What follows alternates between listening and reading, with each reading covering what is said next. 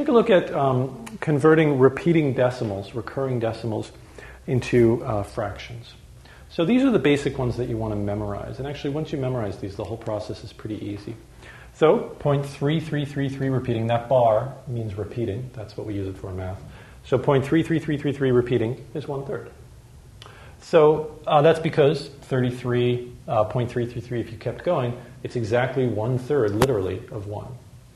The other one that this relates to is 0.66 repeating, which is exactly double this.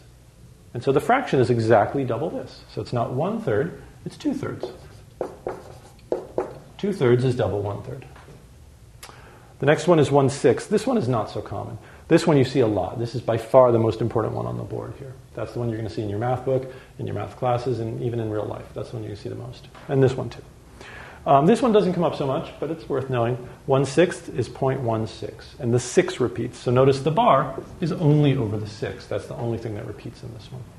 Now you actually don't need to memorize the doubled one on this, because 1/6 doubled is actually 2/6, which is 1/3. So 2/6 reduces to 1/3, and that's why 2/6 is 0.33 repeating. All right, the next one, the last one we need to know is 1/9. 1/9 is a good one to memorize because it's easy. 1/9 is always 0.11111 repeating. And anytime you take another version of that, like 2/9, it's actually just 0.22 repeating. And notice I wrote 3 1s and put the bar. I wrote 2 2s and put the bar. It doesn't actually matter. In fact, really all you need is that. A lot of times people do this just because it gives you more of a sense of the number.